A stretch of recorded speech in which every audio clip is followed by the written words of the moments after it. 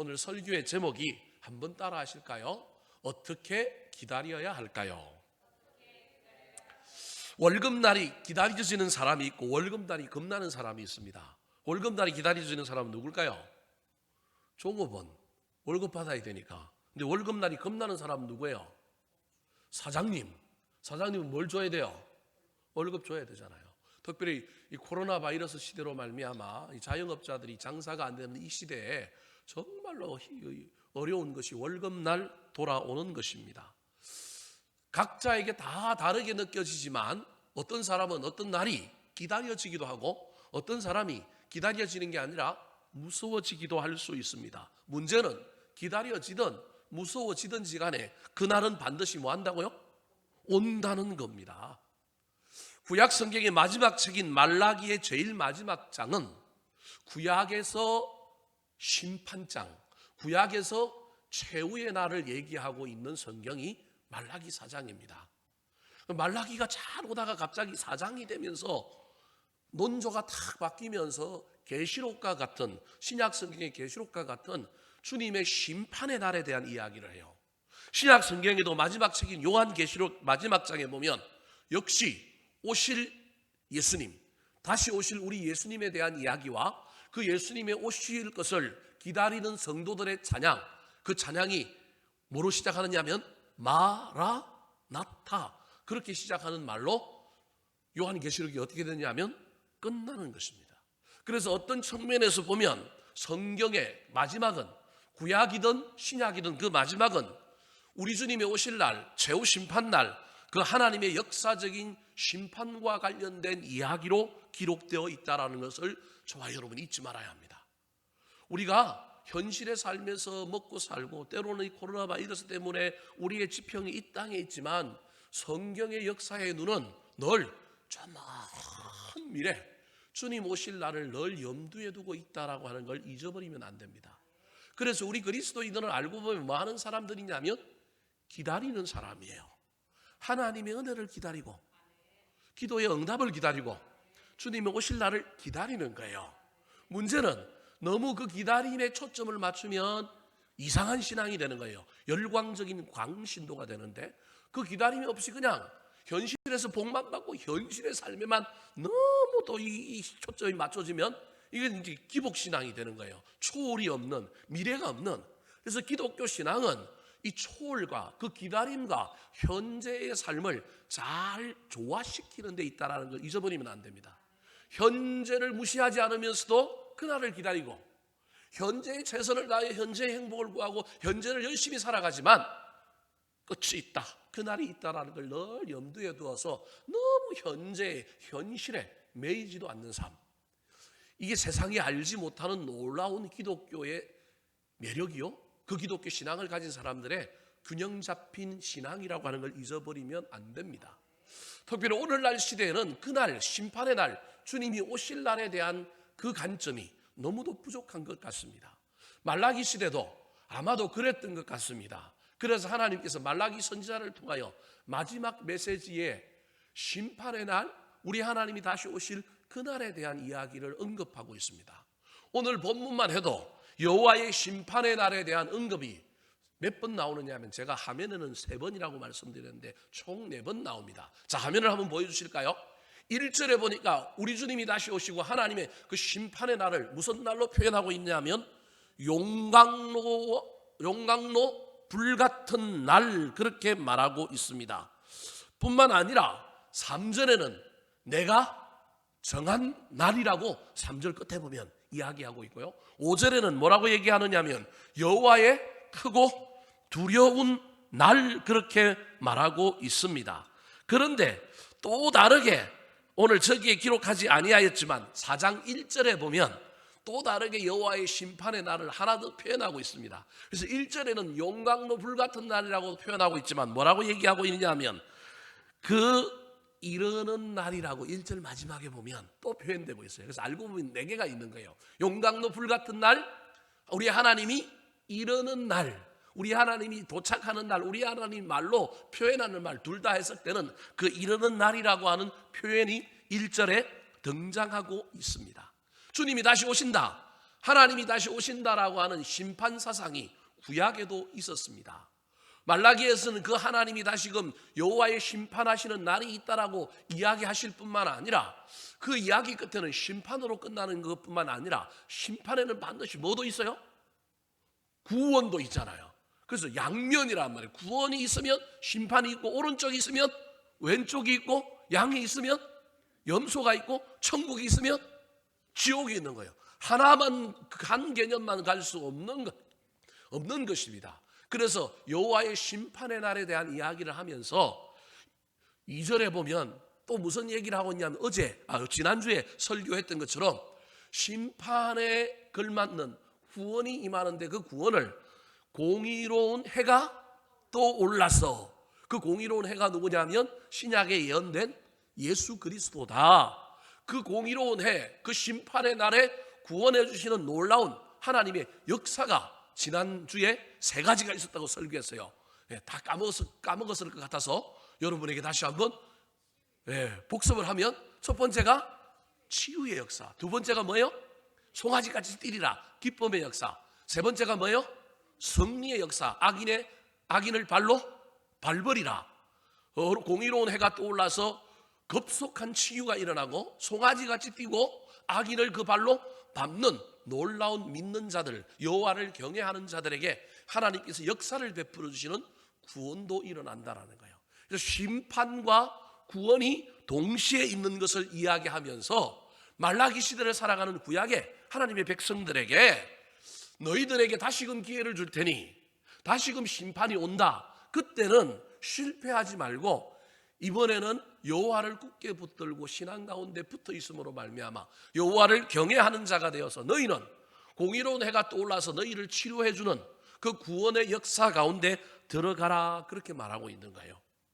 이 메시지는 구약의 말라기 시대를 살아갔던 이스라엘 백성들에게만 해당되는 얘기가 아니라 신약을 넘어서 오늘날 성령의 시대를 살아가는 저와 여러분에게도 여전히 유효한 하나님의 말씀인 겁니다. 그래서 오늘 본문에 아주 중요한 단어가 두 번 반복해서 등장하는데 그게 뭐냐 하면 보라라고 하는 단어예요. 1절에도 보라 그렇게 이야기하고 있고요, 5절에도 뭐라고 얘기하냐면 보라 그렇게 얘기하고 있어요.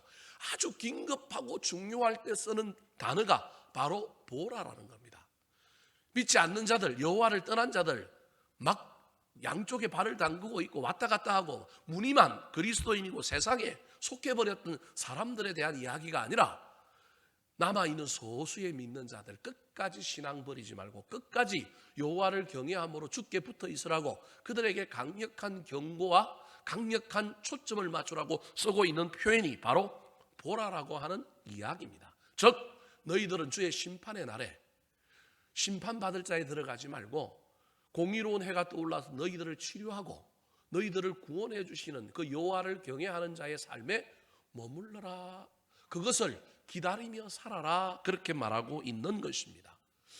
종말신앙과 재림신앙으로 무장하여 일상의 삶 속에서도 흔들리지 말고 악한 자들 따라가지 말고 믿다가 낙심하여 또는 믿다가 이중적인 신앙생활을 하고 있는 그 사람들 따라가지 말고 여전히 주님 오심을 기다리며 주의 나타나심을 사모하며 신앙생활을 해라라고 권면하고 있는 것이 바로 말라기 4장의 내용이라고 할 수 있습니다. 그렇다면 말라기 시대 때 이 음성을 듣고 소수의 믿음에 있는 사람들이 주님을 기다리고 살았던 것처럼 저와 여러분도 이 땅을 살아가지만 주님이 오신다, 응답이 있다, 하나님의 놀라운 나타나심이 있다라고 하는 이 종말신앙, 재림신앙을 가지고 어떻게 기다리며 살아야 할까요? 말라기 시대에 하나님께서 권면하셨던 그들의 기다림의 삶을 살펴볼 때 은혜 받고 우리도 이 땅에서 어떤 어려움과 어떤 환경에 여러 가지 제약이 있다 할지라도 여전히 눈은 하늘을 바라보고 발은 땅 위에 서서 이 초월과 내재, 저 영원한 삶과 현실의 삶을 조화를 이루며 굳건하게 흔들리지 말고 기다리는 신앙생활을 하는 주인공 되기를 예수님의 이름으로 축원합니다. 자, 그렇다면 어떻게 기다리며 살아야 할까요? 첫 번째, 기다리며 사는 사람의 삶입니다. 따라하시겠습니다. 여호와를 경외하며 기다리는 삶. 여호와를 경외하며 기다리는 삶. 말라기의 큰 주제는 바벨론의 포로로 잡혀가서 다시금 돌아와서 성전을 짓고 성벽 공사를 하고 예배 공동체를 만들고, 그리고 그 예배 공동체가 하나님의 말씀 율법을 붙들고 잘 삶으로 말미암아 그 공동체에 하나님께서 다시금 부어주시는 회복과 부흥에 대한 이야기가 말라기의 주제입니다. 포로로 잡혀가서 돌아왔을 뿐만 아니라 성전도 지었어요. 성벽 공사도 했습니다. 모여서 뭐 하는 공동체도 만들었냐 하면 예배하는 공동체도 만들었는데 늘 살면은 문제가 있잖아요. 그러면 하나님께서 그 공동체에 은혜의 비를 부어주시고 복을 주셔서 영적으로나 세상적으로 다시금 튼튼한 믿음의 공동체를 만들어 주어서 예배의 부흥, 말씀의 부흥, 막 이런 부흥이 일어날 뿐만 아니라 포로로 잡혀갔던 사람들이 더 돌아올 뿐만 아니라 포로된 삶을 살았던 빼앗긴 나라도 찾아지고 막 다윗과 같은 시대의 그 영토가 확장되고 나라의 국격이 높아지는 놀라운 부흥의 변화가 일어나야 되는데 일어나지 않았단 말이에요. 그 일어나지 않은 일들 속에서 많은 사람들은 하나님이 우리를 다시 버렸다, 하나님이 죽었다, 하나님은 살아있는 신이 아니라 죽었다, 그 당시 그 지역을 다스리던 다른 사람들의 신들을 향하여 우리 하나님보다 저들이 더 능력이 있고 저들이 더 복이 있는 것 같으니까 하나님과 이방신을 겸하여 섬기는 신앙, 말씀을 붙들고 말씀의 부흥을 해야 되는데 말씀을 모르는 건 아니지만 말씀을 알지만 삶과 말씀이 분리된 삶을 사는 거예요. 뭐가 먼저지는 하나님과 이스라엘 백성들의 관점이 달라요. 문제는 알고 보니까 공동체는 만들어졌는데, 하드웨어는 만들어졌는데 그 안에 내용은 꽝인 거예요. 그 안에 내용은 하나님을 믿는 백성들 같은 삶의 공동체는 안 만들어진 거예요. 건물만 예배당이 있지 그 예배당 안에 채워져야 할 예배의 내용, 삶의 내용, 사람들의 신앙의 수준은 안 만들어져인 거예요. 그걸 누구도 인정하느냐 하면 그 당시 말라기 시대를 살았던 백성들도 인정을 해요. 근데 문제는 인정하지만 왜 그렇게 되었는지에 대한 원인은 달라요. 백성들은 누가 복을 안 줘서 그랬다고요? 하나님이 복을 안 줬기 때문에 우리가 열심히 예수님을 믿고 우리가 열심히 신앙생활하고 우리가 열심히 모였고 우리가 열심히 말씀을 붙들고 살았는데 전혀 변화가 없으니, 저는 어떤 일들이 나타나지 않으니 우리가 점점 하나님보다는 세상을 향하여, 우상을 향하여 점점 나아갔습니다. 이게 말라기서에 나오는 사람들의 이야기인 거예요.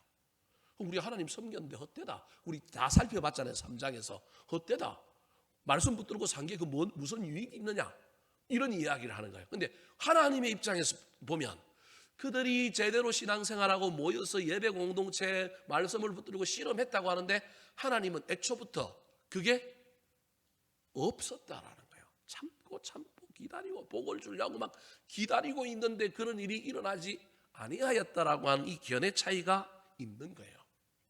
이때 하나님께서 다시금 뭐라고 얘기하느냐 하면, 좋다, 그러면 다시 무슨 날이 있다고요? 심판의 날이 있다. 다시금 하나님, 내가 다시금 어떤 날을 기점으로, 미래의 어떤 날을 기점으로 내가 다시금 너희들의 신앙을 뭐 하겠다? 평가하겠다. 그리고 지금부터 지나간 일을 다 없이 하고 이제부터 새로 시작할 때니 이제부터 너희들이 잘 살아봐라. 너희들이 다시금 신앙을 보여줘봐. 어떤 사람들은 우리가 잘 믿었는데 복을 안 줘서 이렇게 됐다 그러니 좋다, 그러면 이제 복을 줄 테니 지금부터 한번 잘 살아봐.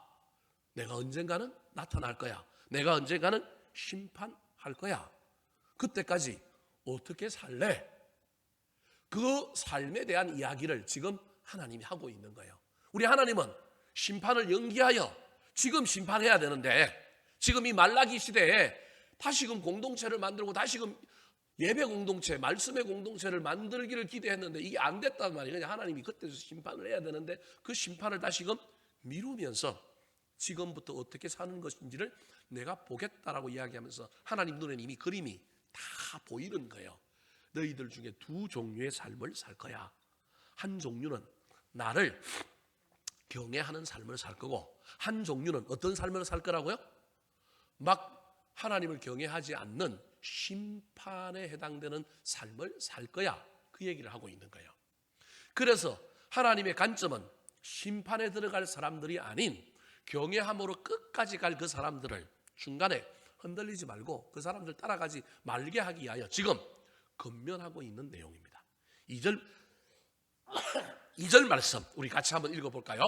그 끝까지 믿음의 공동체를 저버리지 않고 그 심판의 날까지, 주님께서 하나님께서 미루신 그 심판의 날까지 가게 될 사람들에 대한 이야기입니다. 같이 한번 읽어보겠습니다. 시작. 내 이름을 경외하는 너희에게는 공의로운 해가 떠올라서 치료하는 광선을 비추리니 너희가 나가서 외양간에서 나온 송아지같이 뛰리라.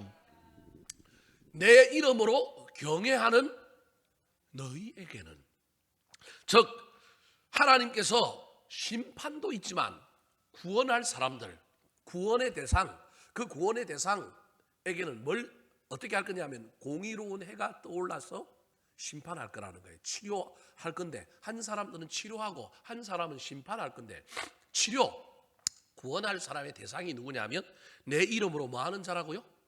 경외하는 사람이라는 거예요. 그러니까 말라기 시대 때도 마찬가지로 하나님께서 심판을 미루고 있는 거예요.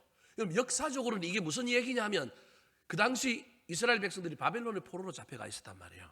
이제 바벨론 다음에 역사의 주인공이 되어서 온 지중해 연안을 다스렸던 나라가 그 다음에 무슨 나라냐면 바벨론 다음에 메데라고 하는 나라가 일어나요.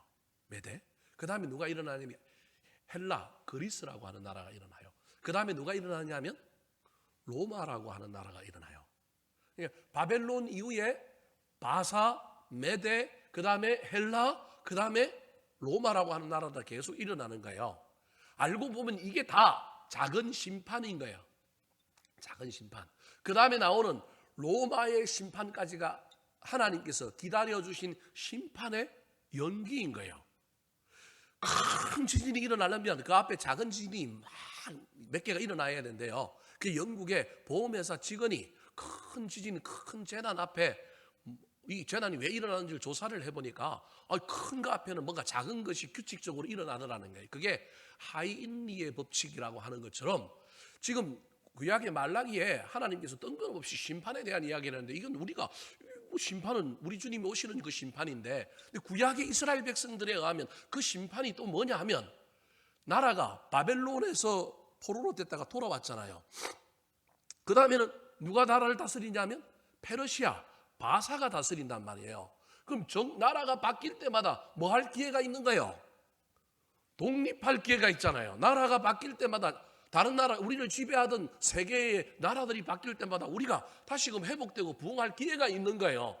다르게 얘기하면 그때 이스라엘 백성들이 신앙을 돌이키고 하나님께 열광하고 말씀을 붙들고 제대로 살았으면 세계 역사의 어떤 관점에도 보면 다시금 공동체가 살아날 수 있는 기회가 있었다라는 거예요. 근데 그 기회가 없어져서 다시금 신약의 관점에 의하면 로마라고 하는 나라의 최종의 심판을 다시 받는 의미가 있는 거예요.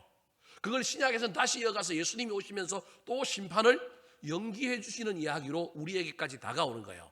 이걸 쭉 이어가는 게 어려우면 일단은 말라기 시대에 하나님께서 새로운 공동체를 만들고 영적인 부흥을 일으켜야 될 이 사람들이 다시금 하나님께 돌아가서 신앙의 제대로 된 신앙을 시작해야 되는데 안 하는 것에 대하여 하나님께서 심판을 연기해 준 이야기가 말라기의 마지막 4장이라는 거예요. 심판을 연기해 주면서 잘 살아봐. 자, 연기된 심판 날까지 너희들이 어떻게 살아야 될지, 어떻게 기다리며 살아야 될지 내가 알려줄게. 근데 나는 이미 그림이 다 보여. 알려줘도 내가 알려준 대로 따라갈 사람은 따라가고 여전히 뭐 할 사람은 뭐 할 거라고요? 안 따라갈 사람들은 안 따라갈 거야. 그럼 따라갈 사람들은 누구냐? 첫 번째 따라갈 사람들은 나를 뭐 하는 사람이라고요? 경외하는 사람이라는 거예요.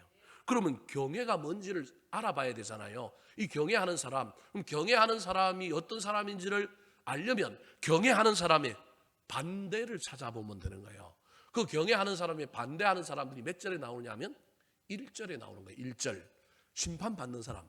구원받는 사람이 있으면 뭐 하는 사람도 있어요? 심판받는 사람이 있는 거예요. 그 심판받는 사람들하고 다르게 살면 되는 거예요. 자, 1절 말씀 같이 한번 읽어볼까요? 시작. 만군의 여호와가 이르노라. 보라, 영광로 불같은 날이 이르리니 교만한 자와 악을 행하는 자는 다 지푸라기 같을 것이라. 그 이르는 날에 그들을 살라 그 뿌리와 가지를 남기지 아니할 것이로되. 자, 그럼 여호와를 경외하는 자, 구원받는 자와 달리 심판받는 자는 누구냐? 뭐라고 얘기하고 있어요? 교만한 자와 악을 행하는 자. 지금 하나님께서 이스라엘 백성들의 신앙과 관련하여 경외라고 하는 단어를 다 이야기하면서 경외의 반대말인데 그게 뭐라고요? 교만. 그 다음에 뭐라고요? 악을 행한다는 거예요. 자, 그러면 이 두 가지 개념이 뭐하고 관련이 있느냐 하는 걸 기억을 해야 돼요. 경외한다라고 하는 것은 우리가 문자적으로 얘기하면 그냥 뭐 하는 거냐면 두려워하는 거예요. 옛날에 3, 4대가 모여 살 때 할아버지가 안방에서 하고 있으면 아버지는 손자들에게 뭐라고 얘기해요? 안방 지나갈 때 어떻게 지나가라 그래요? 요즘처럼 막 쿵쿵쿵 이렇게 지나가면 아마 그때는 난리가 났을 거예요. 요즘은 손자가 최고 높으니까 요즘은 그래도 되지만 옛날에는 아버지가 아들들한테 손자들한테 늘 할아버지 방 앞을 지나갈 때는 까치발로, 그죠? 조심조심 조용히 지나가야 되는 거예요. 이게 경외예요. 경외. 그러니까 아주 무서운 사람이기 때문에 그냥 무서워하는 게 아니고 존경과 존중으로 삶과 자기를 좀 절제하고 그 앞에서 겸손한 모습을 보이는 게 경외예요. 경외라는 말을 두려움이라고 하는 말로 표현하면 이 두려움은 이런 거예요. 하나님께서 시퍼렇게 눈을 뜨고 살아있기 때문에 뭐 하는 거예요? 경외하는 거예요. 그러니까 하나님이 온 세상의 주인이다. 하나님이 지금 우리의 삶 속에 우리를 나쁜 의미의 두 눈을 시퍼렇게 뜨고 우리를 막 벌 주려고 보시는 분이 아니라 하나님이 다 알고 계시면서도 우리를 보고 있다. 이게 경외예요. 그걸 신약에서는 뭐라고 얘기냐면 신전사상 또는 코람데오. 늘 하나님을 의식하는 사람, 하나님이 계시다라고 하는 것을 인정하는 사람은 삶을 어떻게 살 수밖에 없다고요? 교만이 아니라 어떻게 산다고요? 겸손히 산다는 거예요. 저게 이제 교만한 자, 경외라고 하는 의미가 이렇게 와닿는 거예요. 경외하는 자는 다르게 얘기하면 교만한 자가 아니라 어떤 자라고요? 겸손한 자라는 거예요. 겸손한 자는 막 말을 부드럽게 하고 막 행동을 조심하는 것도 겸손이지만 겸손의 가장 기본 특징이 뭐냐면 내 위에 누가 있다라는 거예요. 하나님이 있다라는 거예요. 그분이 주인이라는 거예요. 그러니까 겸손이라고 하면 이러고 있는 거예요. 그분이 살아계셔서 세상을 통치하시고 그분은 나를 좋게 하실 거고 그분은 선하게 인도하실 거고 합력하여 선을 이룰 거라고 하는 믿음 속에서 사는 거예요. 근데 교만한 자는 누가 없어요? 하나님이 없어. 하나님이 없으니까 누구 마음대로 행하느냐? 내 마음대로 행해. 내 마음대로 행하다 보면 내 안에는 죄악이 있고 내 안에는 악함이 있다 보니까 꼭 내 마음대로 행하다 보면 넘쳐서 뭘 행하게 되어 있어요? 악을 행하게 돼요. 선이 지나쳐 뭐가 돼요? 악이 되는 경우들이 많다라는 거예요. 저 이야기를 하는 거예요. 그러니까 지금 경외하느냐 교만하느냐 악을 행하느냐의 가장 척결은 어떤 결과를 가지고 이야기하는 것이 아니라 그 밑에 깔려있는 누굴 인정하는 것? 하나님을 인정하는 것. 늘 하나님을 염두에 두는 것. 그게 신앙의 기본이라는 거예요. 예배당에 가서 예배를 드리던 우리의 삶 속에서 코로나 바이러스 때문에 우리가 살아가든지 간에 지금 내가 누구랑 함께 있어요? 하나님과 함께 있어요. 예배당에 나온 게 중요한 게 아니라 예배당에 나왔는데도 하나님과 함께 없으면 그건 골치 아픈 거예요. 그러니까 어디 있든지 간에 누구랑 같이 있는 거예요? 하나님이랑 있는 거예요. 그냥 하나님과 있는 것뿐만 아니라 하나님이 여전히 이러한 상황 가운데 세상을 다스린다는 믿음이 있어요. 합력하여 선을 이룰 거예요. 그 하나님을 늘 염두에 두고 사는 사람. 그 사람을 아까 2절에서는 뭐라고 얘기한 거라고요? 경외하는 사람. 여러분 보십시오. 여호와를 경외하는 자에게 공의로운 해가 떠올라서 뭐 한다고요? 치료한다잖아요. 치료한다는 말은 육신적으로 보면 인생에 질병을 걸려서 문제가 있다는 거고 영적으로도 뭐가 있느냐 하면 어려움이 있다라는 거예요. 경외한다고 문제가 없는 게 아니라는 거예요. 인생에 문제가 있어요. 근데 그 인생에 문제가 있음에도 불구하고 고난이 있고 문제가 있음에도 불구하고 마음으로는 여호와를 경외해. 마음으로는 내 마음 중심에는 누가 있느냐면 하나님이 있어. 나는 늘 하나님을 염두에 두고 있어. 복을 받고 편안하고 문제가 없어서 여호와를 경외하는 게 아니고요. 저 여호와를 경외하는 사람이 그런 사람이라는 거예요. 여호와를 경외하는 사람은 조건과 환경의 문제가 아니라는 거예요. 그 마음속에 하나님이 있는 거예요. 그런 사람을 우리 주님이 임하셔서 치료하는 강선을 급속하게 영육간에 주셔서 병은 고치고 마음의 문제를 해결하고 환경을 고쳐주고 뭐 이런 이야기가 구원의 날과 관련이 있다라는 거예요. 그러므로 저와 여러분도 이 땅에 살아가는 동안에 저와 여러분이 남은 인생을 살아가든 어떠한 환경과 상황 속에 살아가든 여호와의 심판의 날이 목전에 있어서 살아가든 아니면 멀리 있든지 간에 우리의 삶의 가장 기본은 내 마음에 하나님이 있는 거예요. 내 의식 속에 내 머릿속에 하나님 살아계시다고 인정하는 거예요. 그분이 합력하여 선을 이룰 거라고 생각하고 나는 그분이 보고 있다는 생각 때문에 늘 조심하고 그분을 기쁘게 하려고 그러고 그분이 원하시는 게 뭔지를 늘 생각하면서 때로는 곁길로 가다가 때로는 이렇게 하다가도 그 생각 때문에 다시금 삶을 바르게 하고 방향을 바꾸고 뭔가를 좀 강한 걸 좀 멈추기도 하고 이게 뭐 하는 사람이라고요? 여호와를 경외하는 사람이라는. 이게 종말 신앙뿐만 아니라 신앙생활의 가장 기본이라는 거예요. 사실은 이스라엘 백성들이 이걸 잃어버린 거예요. 바벨론의 포로로 잡혀갔다 와갖고 다양한 문화를 경험하고 이국의 문화를 경험하고 그 사람들의 높은 건축, 높은 문화, 높은 것들을 경험하다 보니까 마음속에 하나님이 있어야 되는데 삶 속의 중심에 하나님의 임재가 있어야 되는데 그게 온데간데 없어져 버린 거예요. 그러면서 늘 삶의 질과 관련하여 현실의 문제와 관련하여 하나님이 이걸 고쳐주느냐 안 고쳐주느냐 이런 문제로만 하나님과의 어떤 관계성에서의 삶만을 이야기하고 나머지는 없는 거예요. 실제로 무슨 일을 해주시는 하나님, 어떤 일을 이루어주시는 하나님도 있지만 그거 말고도 우리 마음속에 늘 하나님 살아계셔, 하나님 나와 함께 계셔, 하나님 우리 중심에 계셔라고 하는 이 놀라운 임재를 가지고 사는 신앙생활을 한 것이 아니라 하나님이 없다가 갑자기 무슨 일 생기면 뚝딱뚝딱 하나님 모셔오고 뚝딱뚝딱 하나님 모셔왔는데 그 사람들은 자기들 스스로는 하나님을 믿고 하나님을 경외한다고 생각한 거예요. 여러분 오해하지 말고 들으십시오. 24시간 중에 물리적인 시간을 제가 이야기하려고 이 예를 드는 게 아니라 그냥 우리가 쉬운 예를 이렇게 이야기하는 거예요. 꼭 24시간 하나님하고 같이 있어야 하나님하고 같이 있다는 얘기가 아니에요. 오해하지 말고 들으십시오. 그냥 시간적으로 얘기하면 갑자기 24시간 동안 뜬금없이 아무런 생각 없이 그냥 자기 인생을 살다가 그냥 갑자기 예배할 때만 되면 누가 생각이 났어요? 하나님은 생각이 났어. 이것도 귀한 거지만 지금 그 당시 이스라엘 사람들의 신앙에 우리 하나님의 임재, 하나님을 경외하는 걸 예를 든다면 이런 문제가 벌어진 거예요. 그래도 그들은 누굴 생각했느냐 하나님을 생각했기 때문에 그들 스스로는 우리가 하나님을 생각했고 우리가 하나님 임재를 경험했고 우리가 하나님을 경외하고 살았다고 이야기하지만 하나님 입장에서는 그게 아니야. 일상의 삶에서 너희들의 삶의 현장 가운데 내가 너희들하고 같이 있었니? 너희들이 나를 사모했니라고 묻는 거예요. 이건 양의 문제가 아니라 질의 문제이고 질의 문제는 여러분 질의 문제는 반드시 양을 동반하게 되어 있습니다. 제가 지금 양만을 지금 얘기하는 것이 아닙니다. 어떤 사람은 아주 짧게 어떤 일들을 하고도 그 양을 엄청나게 하는 사람보다 부족함이 없는 그 질의 능력이 있을 수도 있어요. 중요한 건 이 두 개가 조화를 이루며 가는 거예요. 오늘날 살아가는 저와 여러분의 삶에도 이 놀라운 조화가 이루어져서 하나님에 대한 임재, 우리 주님을 경외하는 이 마음 잊어버리지 말고 살았으면 좋겠습니다. 늘 바쁘고 늘 삶에 문제가 있고 늘 힘들지라도 힘들면 힘든 대로 그 힘든 장소에서 주님 힘듭니다. 주님 죽을 것 같습니다. 주님 너무 어렵습니다. 여러분 이게 임재라는 거예요.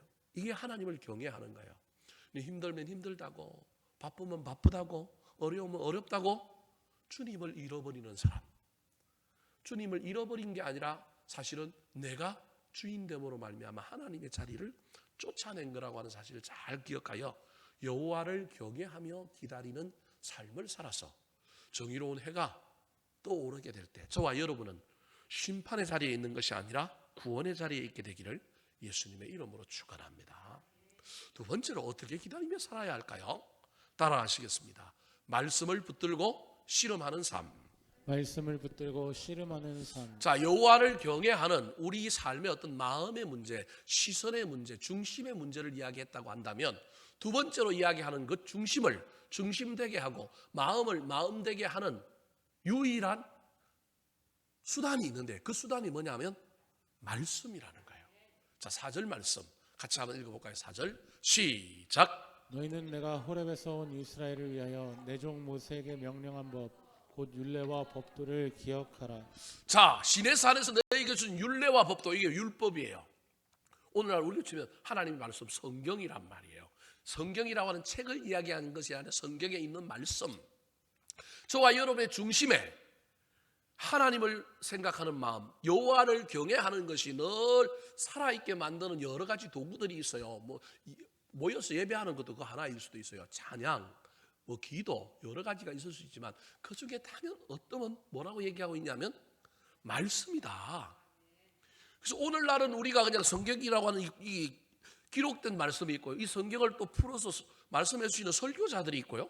또 이 말씀을 간접적으로 이해하고 또 우리가 소유할 수 있는 책도 있고요. 여러 가지가 있었지만 그 당시에는 유일하게 기록된 말씀보다는, 물론 모세는 기록하여 가지고 있는 율법서라고 하는 구약의 그 모세가 하나님께 받은 책이 있죠. 십계명 두 돌판도 있고. 그러나 그 당시 이스라엘 공동체는 이게 문자로 기록된 것이 아니라 뭘로 전해지느냐 하면 구전되어서 암송되고 전해지는 거예요. 이걸 저와 여러분이 생각을 해야 돼요. 그래서 오늘날에도 사실은 우리가 다양한 어떤 수단, 다양한 할자 미디어 수단이 있다 보니까 사실은 우리가 요즘 암송하는 거 다 사실은 까먹어버린 거예요. 까먹어버려서 이게 힘든 거예요. 옛날에 수련회 가면 밥 먹으려면 꼭 뭐 해야 돼요? 암송해야 되잖아요. 요즘 그거 하면 몇몇 부모들은요, 이제 시비 건다니까요. 아니, 우리 아들이 얼마나 귀한데 꼭 밥 먹는 거 갖고 말씀을 그렇게 해야 됩니까? 이런다니까요. 그래서 옛날에 어떤 교회 수련회 갔는데 안 믿는 아이를 데리고 갔는데 이 아이가 암송을 못하고 밥을 못 먹거나 좀 늦게 먹어갖고 엄마가 야, 잘 지내냐 왔는데 전화가 오니까 엄마가 아들한테 물어보니까 나 밥도 못 먹고 늦게 먹어서 뭐 이렇게. 왜 그러니까 성경 말씀 외워야 되는데 못 외워갖고 그랬어. 그 엄마가 어디다 신고했는지 알아요? 예, 국가인권위원회에다가 신고했어요. 그래가지고 수련회 장소에 조사가 나오고 난리가 났어요. 요즘 이런 시대가 되어버렸어요. 여러분, 여기 말씀, 즉 율례와 법도라고 하는 이 이야기가 뭐냐 하면 하나님의 말씀을 듣고 그것을 암송하고 그것을 외우게 하고 그것을 늘 들려주는 사람들이 있었어요. 출애굽기를 자세히 보면 유사라고 하는 사람이 나옵니다. 유사. 옛날 우리 시골에도 동네 마이크가 없을 때 이장이 방송하는 것처럼 이장의 말을 듣고 온 동네를 다니면서 방송하는 사람들이 있었어요. 우리 시골에. 어르신들은 좀 알 거예요. 그 사람들을 뭐라 그러냐면 동네 유사라 그랬어요. 이게 구약시대에 있었단 말이에요.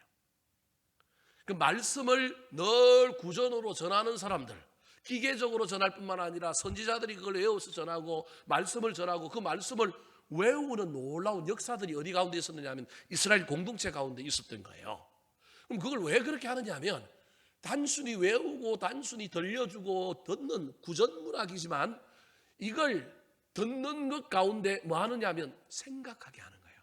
그래서 텔레비를 볼 때도 저와 여러분이 만약에 텔레비를 볼 때도 텔레비전을 통하여 뭔가 생각하는 일들이 있지만 훨씬 더 사람의 뇌를 발달하게 만드는 건 텔레비보다는 뭐가 훨씬 더 발달하게 만드냐면 라디오랍니다. 라디오. 그래서 라디오를 듣는 사람이 감성이 풍부해지고 라디오 때문에 많은 정보를 얻게 되는 것들이 그런 경우입니다. 아직도 텔레비전 시대가 되었는데도 불구하고 뭐가 안 사라져요? 라디오가 안 사라지는 이유가 거기에 있다라는 거예요. 그래서 듣는 기능이 얼마나 중요한지 모른다는 거예요. 들으면서 뭐 하는 거냐면 생각하는 거예요. 단순히 생각을 넘어서 이 생각은 나를, 내 삶을 그곳을 향하여 달려가게 만드는 놀라운 힘이 있는 거예요.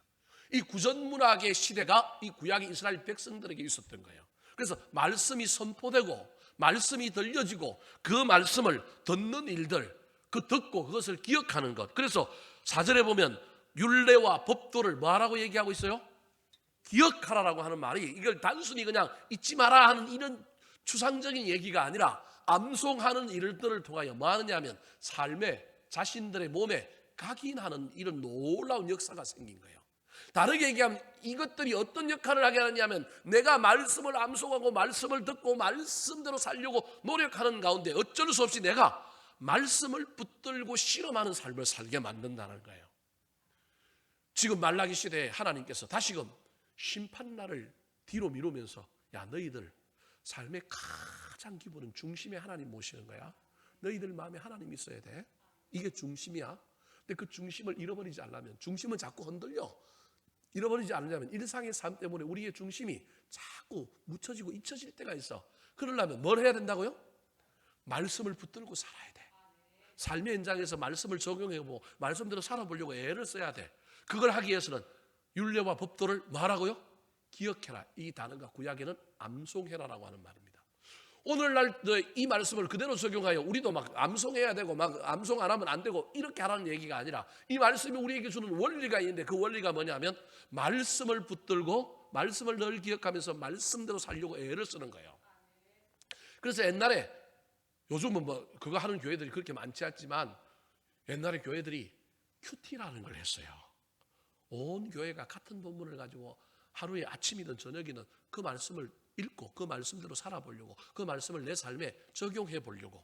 그게 한국 교회는 뭘로 바뀌었냐면 새벽 기도로 사실은 바뀐 거예요. 그래서 새벽 기도 와서 새벽 기도 들은 말씀 하나 붙들고 올 하루를 살아가는 거예요. 여러분, 저와 여러분이 설교 말씀을 들었어요. 여러분, 설교 말씀을 들었으면 그 말씀을 듣는 가운데 야, 오늘 말씀 좋았다, 은혜롭다, 이 정도로 끝나면 안 되고, 텔레비전을 통하여 어떤 교회 목사님이 기독교 방송에서 설교하는 말씀을 들었어요. 또는 누가 성도님들이 자기가 들은 말씀을 가지고 간증하는 이야기를 듣는데, 어떤 말씀을 들을 때마다 그 말씀을 내 마음에 새기고 저 말씀대로 한번 살아봐야지, 저 말씀을 붙들고 오늘 한번 살아봐야지, 저 말씀이 오늘 내 삶과 어떤 관련이 있을까. 이게 말씀을 붙들고 실험하는 삶의 자세입니다. 근데 우리는 늘 이게 분리가 되는 경향이 많은 거예요. 어떤 말씀이 내 마음에 와서 꽂혔으면, 또 어떤 말씀이 은혜로웠으면 그 말씀을 삶의 현장에서 내가 어떻게 적용할까, 삶에서 이 말씀이 어떻게 말씀이 되도록 애를 써볼까라고 하는 고민을 좀 해봐야 되는데, 그거 없이 그냥 말씀은 내가 그 자리에서 듣고 야, 은혜스럽다, 좋았다라고 하는 걸로만 끝이는 거고, 삶은 또 삶의 현장에 가면 살아가는데 그냥 또 거기서 부딪혀서 그냥 살아가는, 이게 분리가 되어 있지 않고, 이걸 어떻게 해야 되면, 가능하면 뭐 의도적으로 억지로 막 그렇게 할 필요는 없지만, 저와 여러분의 삶에 자꾸 신앙의 내공이 는다라고 하는 건, 내가 배웠던 말씀, 내가 들었던 말씀, 내가 은혜 받았던 말씀, 나한테 왔던 부딪혔던 말씀을 삶과 연결시켜서, 나는 그렇게 살고 싶지 않은데 그 말씀이 야, 너 그렇게 살면 안 돼, 어떤 일을 하려고 하는데 이걸 하면 이익이 되는데 말씀이 막 그걸 못하게 하는, 이런 삶 속에서 어떻게 하면 말씀을 붙들고 내가 오늘 살아볼까, 어떻게 이 말씀을 붙들고 내가 사느냐, 이게 중요하다는 거예요. 지금 하나님께서 이스라엘 백성들을 향하여 그 얘기를 하고 있는 거예요. 너희들이 바벨론에 포로 잡혀가고 오랫동안 하나님을 믿었기 때문에, 신앙은 오늘날로 치면 기독교인데 삶의 현장에서는 포로로 잡혀갖고 바벨론의 문화를 경험했고 안 믿는 이방인들과 살고, 그 이방인들의 식과 방식이 있으니 삶은 말씀하고 상관없이 삶은 현장에서는 세상 사람들과 똑같이 이익을 추구하고 세상 사람들과 똑같이 지름길 가려고 그러고 세상 사람들까지 빨리 가려고 하는 삶을 말라기 시대, 오늘날도 마찬가지지만 그 시대의 사람들이 그렇게 살았다고 지금 하나님이 얘기하는 거예요. 그래서 내가 너희들에게 복을 안 주고 공동체에 부흥을 안 시키고 뭐 포로에서 너희들이 해방되게 안 만들어줬다라는 거예요. 근데 이스라엘 백성들은 아니, 우리가 분명히 말씀 들었는데, 우리가 예배 드렸는데, 이제 하나님은 예배 드리고 말씀 듣는 것으로 끝나는 것이 아니라 그것을 어디로 갖고 가라냐 하면 삶의 현장으로 너희들이 가지고 가라는 거예요. 삶의 현장으로 그걸 딜리버리해서 갖고 가라는 거예요. 그게 바로 오늘 본문에 나오는 너희는 내가 호렙에서 온 이스라엘을 위하여 내 종 모세에게 명령한 법, 곧 율례와 법도를 뭐 하라고요? 기억하라, 적용해봐라, 그 말씀을 붙들고 실험해봐라, 말씀대로 살려고 애를 써봐라, 더디 가고 손해도 보고 힘도 들지만 그 말씀을 붙들고 어떻게 하면 살 것인가를 노력해봐라. 그게 진짜 신앙생활이라는 거예요. 이건 꼭 종말에 대한 신앙, 주님이 다시 오실 그 심판의 날을 기다리며 살아야 될 신앙뿐만 아니라 이게 신앙의 기본이라는, 중심은, 마음에는 누가 있어야 되냐면 하나님 살아계셔야 돼요. 하나님이 주인이에요. 하나님이 통치하셔. 나는 늘 그분을 염두에 두고 그분을 기쁘시게, 그분의 뜻을 염두에 두고 살려고 애를 써요. 뿐만 아니라 나는 들은 말씀을 가지고 그 말씀을 어디로 운반하느냐면 삶의 자리로 가서 운반하여 싸워보는 거예요. 실험해보는 거예요.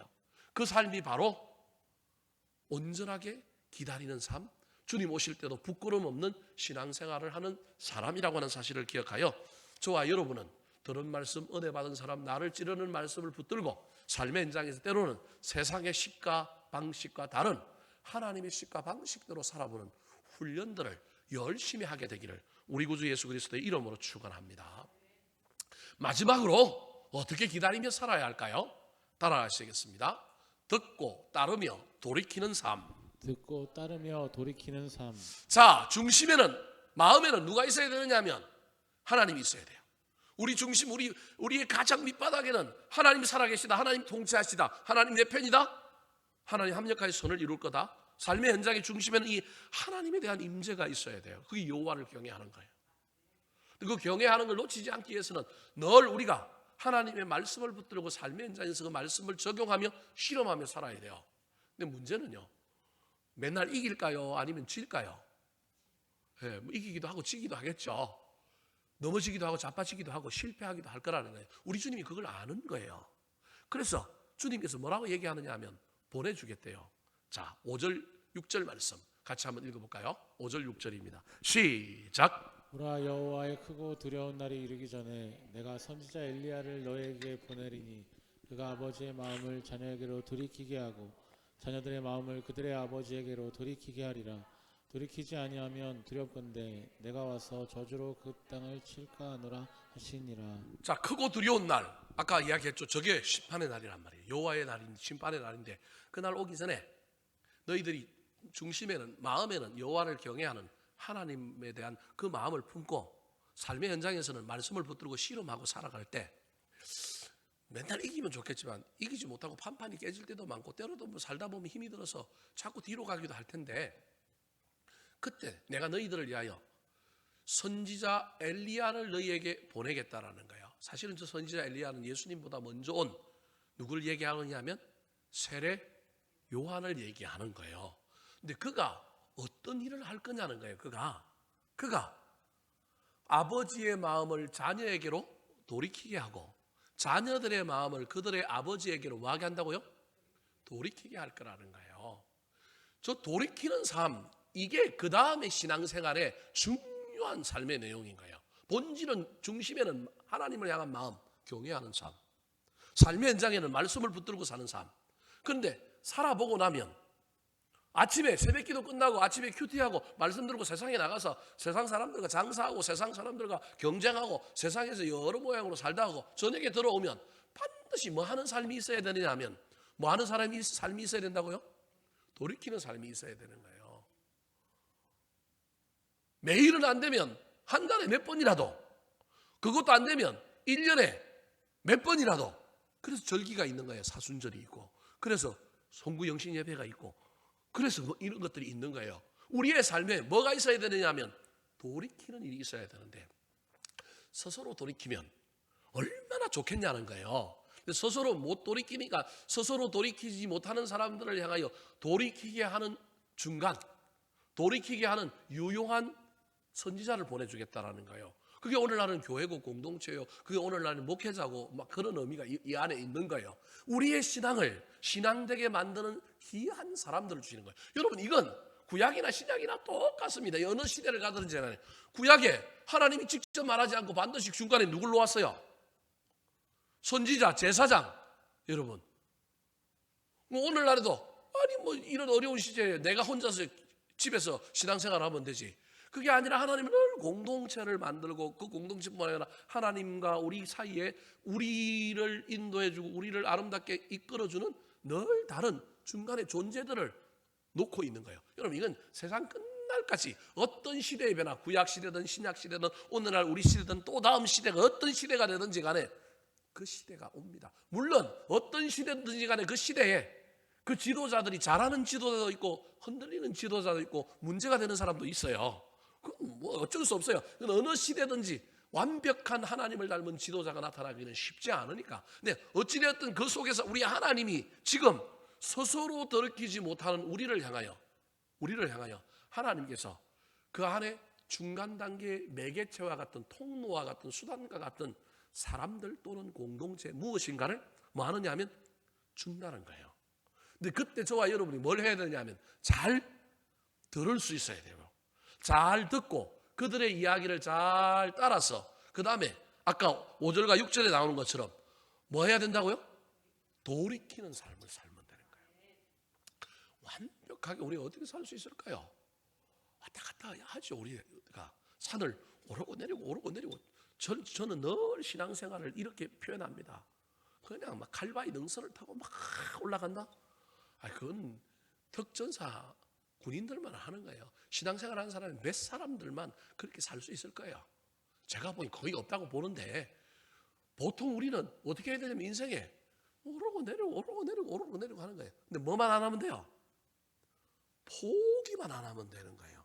포기만 안 하면 오르락내리락 하다가 나중에 주님을 만나는 중간중간에 또 작은 산도 정복해 가면서 주님을 만나러 저 천국까지 가는 게 우리 신앙생활이에요, 사실은. 그래서 때로는 넘어지기도 하고 자빠지기도 해요. 자빠졌다가도 좋은 말씀 듣고 자빠졌다가도 저와 여러분의 놀라운 신앙의 돌이킴과 이 반전이 일어나서 다시금 또 올라가면 되는 거예요. 근데 이걸 안 하는 거예요. 말라기 시대도 안 할 뿐만 아니라 오늘날 현대 기독교인들도 이것에 익숙하지 않고 이게 잘 안 되는 거예요. 근데 이 삶이 신앙생활을 깊게 합니다. 이 작업을 잘하는 사람이 신앙이 성장하고 성숙합니다. 저와 여러분의 삶에는 이 작업이 있었으면 좋겠습니다. 누군가가 나를 돌이키게 하는데 도움을 주고 어떤 것들이 나를 돌이키게 하는데 큰 은혜를 준다면 그걸 신처럼 붙들고 막 따라가고 막 그럴 필요는 없지만 잘 듣고 그들의 말을 잘 따름으로 말미암아 그것을 통하여 내가 잘 따라 닮아감으로 말미암아 내 마음이 돌이키는 놀라운 역사가 일어난다고 한다면 그때 저와 여러분은 종말의 때 여호와의 날에 개인적이든 그게 우주적인 종말이 되었던 우리 주님 다시 오시든지 간에 그때 저와 여러분은 인생에 여러 가지 상처도 있고 이제 여러 가지 문제도 있지만 그때 저와 여러분은 중심에는 하나님, 삶에는 말씀, 이 두 개를 붙들고 가다가 실험하다가 때로는 넘어지고 자빠지더라도 다시금 돌아보고 또 일어나고 다시금 주님 앞에 서는 놀라운 이 역사를 통하여 저와 여러분의 삶에 하나님 부어주시는 놀라운 은혜와 구원의 역사가 일어난다고 하는 사실을 기억하시기 바랍니다. 여러분 중심에 하나님이 있어요. 삶의 말씀을 붙들고 들어가요. 넘어지고 자빠지고 또 내가 오염되기도 하고 내가 뒤로 왔는데 다시금 하나님을 만난다고 한다면 이게 돌이키는 게 다시금 하나님 만나는 거거든요. 사실은 다시금 하나님을 깊이 만나는 것. 우리 이걸 회개라고 자꾸 이야기하니까 어려운데 회개는요 다르게 얘기하면 누굴 다시금 깊이 만나는 거예요. 하나님을 다시 깊이 만나는 거예요. 그게 회개라니까요. 하나님을 다시 깊이 경험하는 거예요. 그때 내 안에 회개가 터져나오고 놀라운 일이 일어나는 거예요. 왜냐하면 하나님을 다시 만났는데 거울 되시는 하나님을 통하여 내 모습을 비춰보니 내가 화장을 고쳐야 되잖아요. 내 모습을 옷 매무새를 고쳐야 되잖아요. 내 신앙을 고쳐야 되잖아요. 이런 일들, 이 돌이키는 일들이 일어나는 거예요.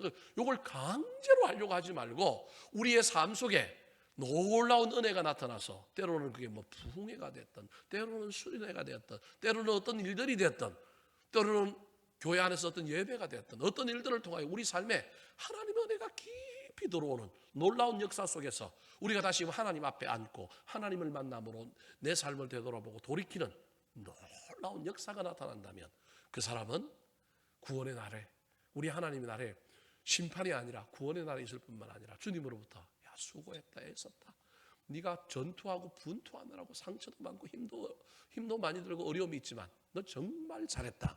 그때 하나님이 급속한 치유를 우리에게 해주실 뿐만 아니라 그때 우리가 주님 다시 만남으로 말미암아 송아지처럼 뛰고 하나님의 놀라운 구원의 역사를 경험하는 아름다운 신앙생활을 하게 되기를 저와 여러분의 신앙생활 남은 신앙생활 가운데 이 말라기서가 마지막에 주는 이 놀라운 세 가지 우리의 신앙의 기본 자세를 잊지 말고 살게 되기를 예수님의 이름으로 축원합니다.